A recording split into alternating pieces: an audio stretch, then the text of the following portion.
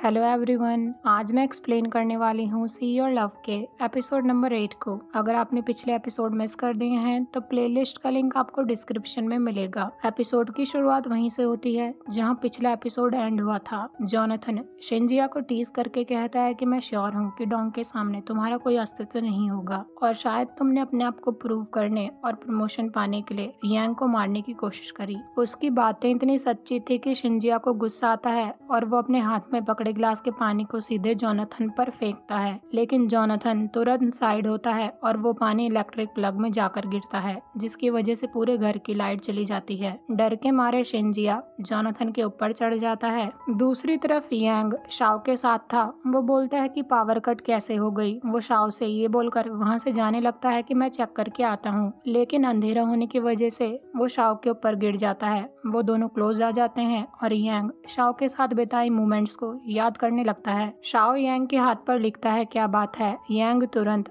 Shao को उसके lips पर किस करके कहता है कि मैं तुम्हें लाइक करता हूँ। उसके बाद वो दोबारा से उसे पैशनेटली किस करता है। शाओ को कुछ सुनाई नहीं दे रहा था, लेकिन उसने यांग के लिप्स रीड कर लिए थे। अब ये कहानी 6 साल पीछे जाती है, जहाँ सॉन्ग ड्रिंक करते हुए शाओ को बता रही थी कि मैंने उस लड़के से कहा कि मैं उसे लाइक नहीं करती हूँ, लेकिन उसने मेरी बात सुनने से मना कर दिया। सॉन्ग साइन लैंग्वेज में शाओ से कहती है कि मैं तुम्हें लाइक करती हूँ, क्या तुम मुझे लाइक करते हो। शाओ स्माइल करते हुए उसकी बात सुन रहा था। सॉन्ग शाओ को किस करने के लिए आगे बढ़ती है, लेकिन वो इतनी ड्रंक थी कि उसके शोल्डर पर ही सो जाती है। शाओ ये सब देखकर स्माइल करता है। एक रात सॉन्ग को शाओ का मैसेज आता है कि मैं बस पहुंचने ही वाला हूँ। सॉन्ग उसे रिप्लाई करके पूछते हैं कि हम इतना लेट सफर खाने कहाँ जा रहे हैं। तभी एक लड़का पीछे से आता है और उससे जबरदस्ती करने लगता है। सॉन्ग का फोन वहीं पर गिर जाता है। शाओ जब वहाँ पहुँचता है तो सॉन्ग के फोन को रोड पर गिरा देख उसे ढूंढने लगता है। इधर वो लड़का सॉन्ग के आधे कपड़े फाड़ चुका था।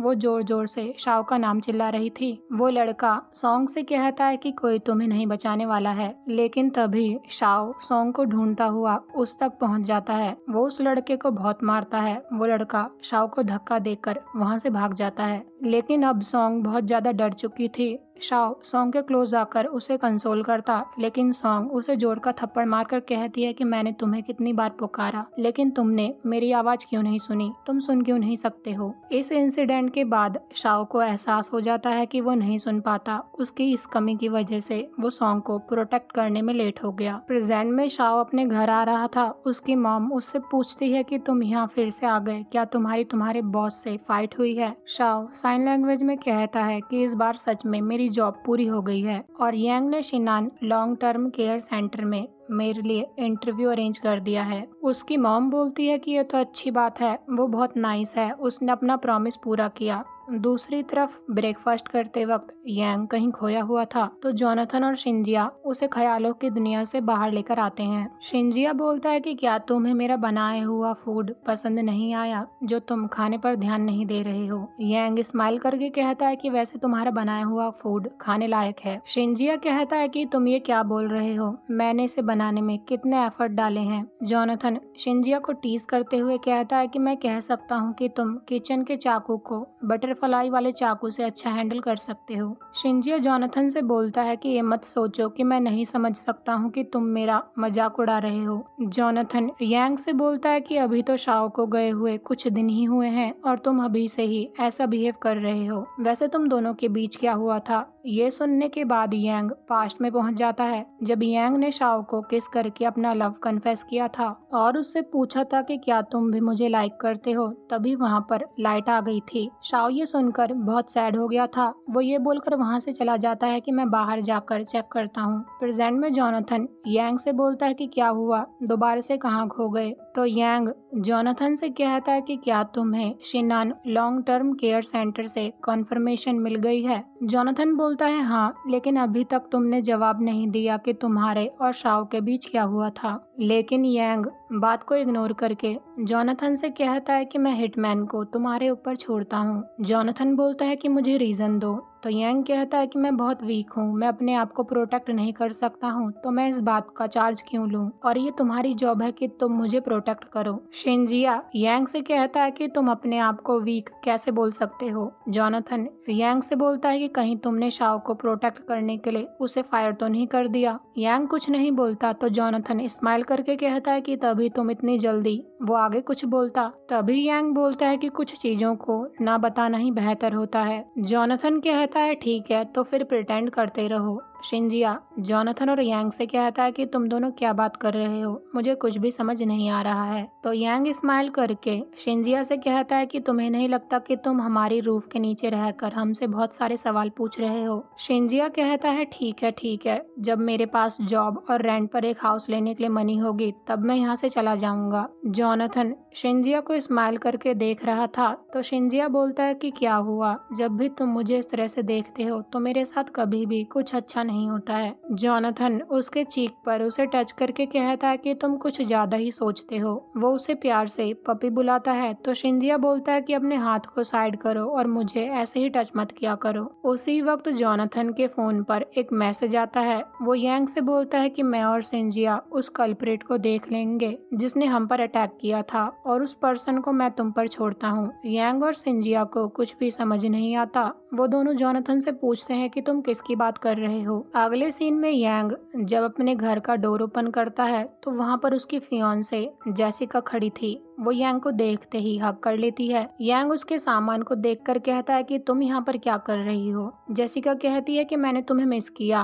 तुमने इस मॉल प्रोजेक्ट को पूरा करने में इतना टाइम लगा दिया है, तुम्हारे डैड बहुत गुस्से में हैं, इसलिए वो चाहते हैं कि मैं तुम्हारी मदद करूं। यांग उसे गुस्से में देख रहा था तो जेसिका कहती है कि क्या हुआ, क्या मेरा यहाँ पर वेलकम नहीं है। यांग बोलता है कि ऐसा नहीं है, तुम सही टाइम पर आई हो, कभी न कभी हमें इस बारे में बात तो करनी ही है। जेसिका यांग से पूछती है कि तुम किस बारे में बात करना चाहते हो। जोनाथन और शिंजिया दूर से खड़े उन दोनों को देख रहे थे। दूसरी तरफ यांग का कजन चैंग यांग के फादर से बोलता है कि मैंने सुना है कि आपने जेसिका को यांग के पास ताइवान भेज दिया है। यांग के फादर उससे बोलते हैं कि ताइवान में प्रोजेक्ट की प्रोग्रेस बहुत स्लो चल रही है, ऊपर से वो दोनों एंगेज्ड भी हैं। उन दोनों को एक दूसरे से बहुत समय तक दूर रखना ठीक नहीं है। देखते हैं कि सेम प्रोजेक्ट पर काम करना उन दोनों को क्लोज ला पाएगा या नहीं। चैंग कहता है कि हमारी फैमिली को ऐसा कोई पर्सन चाहिए जिसके पास फीलिंग्स हों। तो यांग के फादर बोलते हैं कि एक रिलेशनशिप में सबसे कम इम्पोर्टेंट फीलिंग्स होती हैं और फैमिली इंटरेस्ट हमेशा पहले आता है। और मैंने सुना है कि तुम आजकल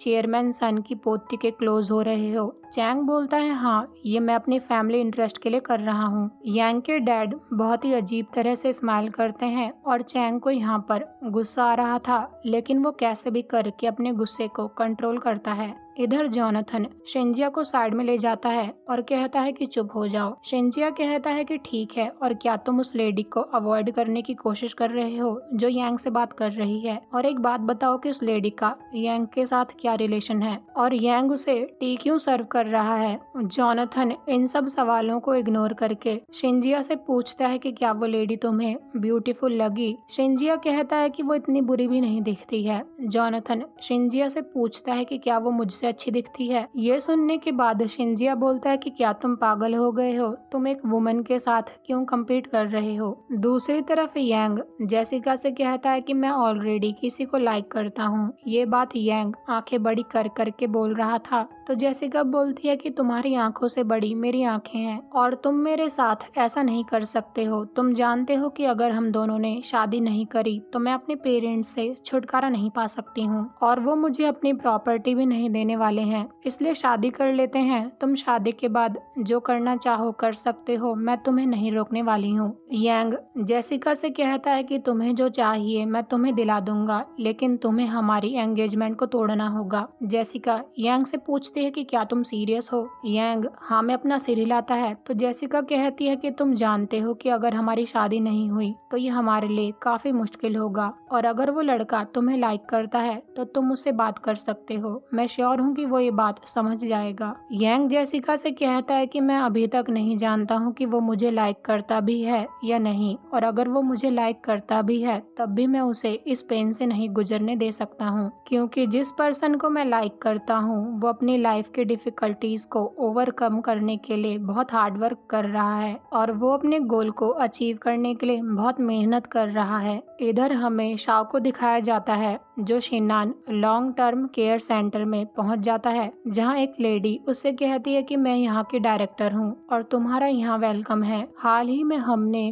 कुछ डेफ पेशेंट्स को एक्सेप्ट किया है, तो हमें केयर वर्कर की तलाश है जो उन्हें समझ पाए और उसके पास प्रोफेशनल क्वालिफिकेशन भी होनी चाहिए उनकी केयर करने की। यांग का वॉइस ओवर पीछे से कंटिन्यू रहता है, जहां वो कहता है कि जब किसी ने भी उस पर भरोसा नहीं किया और कहा कि वो अपनी लाइफ में कुछ भी नहीं कर पाएगा, लेकिन तब भी उसने गिव अप नहीं किया। जब वो लेडी शाओ को सेंटर पूरी तरह से दिखा रही थी, तब भी यांग का वॉइस ओवर कंटिन्यू था। वो कहता है कि वो पर्सन हमेशा उस चीज पर काम करता है जिससे वो प्यार करता है, और जब मैं अपने आप को देखता हूँ कि मेरी लाइफ में जीने के लिए कोई भी गोल और डायरेक्शन नहीं है जो मुझे ड्राइव कर पाए, तब मुझे एम्बैरेस फील होता है। अब हमें यांग को दिखाया जाता है जो जेसिका से बोलता है कि जो ट्रबल अभी हमें परेशान कर रही है वो उन ट्रबल्स के सामने कुछ भी नहीं है जो वो फेस करता है। जेसिका यांग से बोलती है कि तुम सच में उस पर्सन को बहुत लाइक करते हो। यांग कहता है कि जब मुझे रियलाइज हुआ कि मैं उसे लाइक करता हूँ, तब तक वो मुझे बहुत ज्यादा पसंद आ गया था। जेसिका कहती है कि तुम सच बोल रहे हो, अब मैं क्या कर सकती हूँ। अगले सीन में जॉनथन शिंजिया से कहता है कि चलो पहले उस पर्सन को ढूंढते हैं जो तुम्हें जान से मारना चाहता है। शिंजिया अपनी आंखें नीचे कर लेता है तो जॉनथन उसके क्लोज आकर कहता है कि क्या हुआ, क्या तुम्हें डर लग रहा है। शिंजिया बोलता है कि किसने बोला, उसने मुझे बहुत बुरी तरह से बुली किया है। अगर मैंने उसे लेसन नहीं दिया तो मेरा नाम भी शिंजिया नहीं। जॉनथन उससे बोलता है कि उस पर्सन के अगेंस्ट जाना, यानी कि उस पागल डोंग के खिलाफ जाना। क्या तुमने डोंग की गैंग छोड़ने का डिसाइड कर लिया है? शिंजिया जॉनथन से बोलता है कि सच बोलूं तो मैं डोंग की गैंग में कभी था ही नहीं, मैं तो बस अपनी मर्जी से उसे फॉलो कर रहा था। जॉनथन शिंजिया से पूछता है कि फिर तुमने मुझे मारने की कोशिश क्यों करी? शिंजिया कहता है कि मुझे लगा कि अगर मैं इस काम में सक्सेसफुल हो गया तो डोंग मुझे अपने साथ अपनी गैंग में शामिल कर लेगा और मुझे गैंग का चार्ज मिल जाएगा, और मैंने ज्यादा कुछ नहीं सोचा, लेकिन अब मैं अपना बदला लेकर रहूंगा। तुम्हारे पास क्या प्लान है? मैं तुम्हारी मदद करूंगा। जॉनथन ये बात सुनकर शिंजिया के हेड पर पैट करता है तो शिंजिया उसका हाथ साइड करके कहता है कि तुम्हें क्या लगता है मैं एक डॉग हूँ? जॉनथन शिंजिया से कहता है कि हाँ, तुम हस्की हो। उसी वक्त जॉनथन के फोन पर उसे एक मैसेज आता है और इसके बाद हम उसे जेसिका के सामने देखते हैं। जेसिका पेंटिंग बनाते हुए जॉनथन से पूछती है कि यांग को कौन पसंद है और वो कहाँ रहता है। जॉनथन बोलता है कि यांग को कोई भी पसंद नहीं है। जेसिका कहती है कि यांग ने मुझे सब कुछ बता दिया है और वो तुम्हारा नया बॉस है, राइट, लेकिन तुम उसकी मदद क्यों कर रहे हो? जॉनथन कहता है कि मुझे कुछ भी नहीं पता, मुझे तो ये बात आपसे पता चली। जेसिका कहती है कि अपना मुंह बंद करो, अगर तुमने मुझे नहीं बताया तो मैं खुद उसके बारे में पता कर लूंगी, लेकिन मुझे नहीं पता कि जब मैं उससे मिलूंगी तो मैं उसके साथ क्या करने वाली हूँ। अगली सुबह जब शाओ एक पेशेंट की टेक केयर कर रहा था, वो पेशेंट शाओ से पानी लाने को कहती है। शाओ पानी लाने के लिए वहाँ से जाता है कि तभी उसके सामने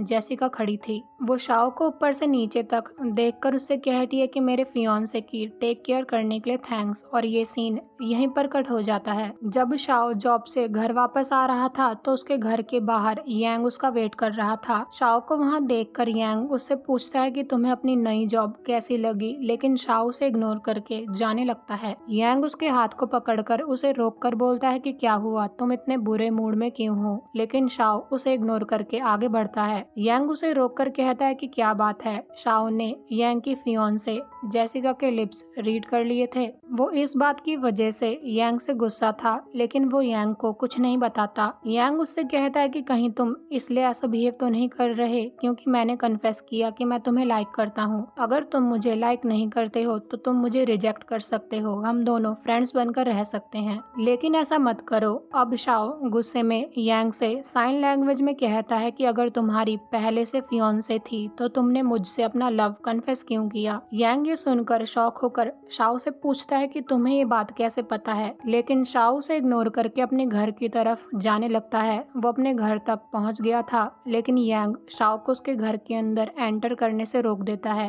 तभी शाओ की मॉम डोर ओपन करती है। उस पर उन्होंने बड़े डरावने कपड़े पहने हुए थे, तो यांग शाओ की मॉम को देखकर जोर से चिल्लाता है। शाओ की मॉम यांग से पूछती है कि क्या तुम शाओ से मिलने यहाँ आए हो, लेकिन शाओ गुस्से में अपने रूम में चला जाता है। थोड़ी देर बाद वो अपने रूम से बाहर आता है तो उसकी मॉम उससे कहती है कि तुम अपने गेस्ट की टेक केयर करने के बजाय अपने रूम में क्या कर रहे हो। शाओ अभी भी मुंह फुलाकर साइड में बैठ जाता है। यहाँ पर शाओ की मॉम अपने पेट पर हाथ लगाकर खड़ी थी, तो यांग उनसे कहता है सॉरी, ये मेरी गलती है। शाओ को गुस्सा देखकर उसकी मॉम यांग से बोलती है कि मैंने बहुत समय से शाओ को ऐसे गुस्सा करते नहीं देखा। वो हमेशा ही स्माइल करता है, हम सबको ये दिखाने के लिए कि वो खुश है, ताकि हम उसके लिए वरीड ना हो। चाहे हम कितनी भी कोशिश करें, वो अपनी फीलिंग्स को अपने दिल में ही रहने देता है। लेकिन आज मुझे उसे ऐसा गुस्सा होता हुआ देखकर अच्छा लगा। ये बोलकर उसकी मॉम वहीं पर बेहोश हो जाती है। यांग उन्हें संभालता है और शाओ से कहता है कि तुम्हारी मॉम बेहोश हो गई हैं, लेकिन शाओ उसे कहाँ ही सुन पाता। यांग तुरंत एम्बुलेंस को कॉल लगाता है। शाओ जब पीछे पलटता है तो अपनी मॉम को बेहोश देखकर भागते हुए उनके पास आता है।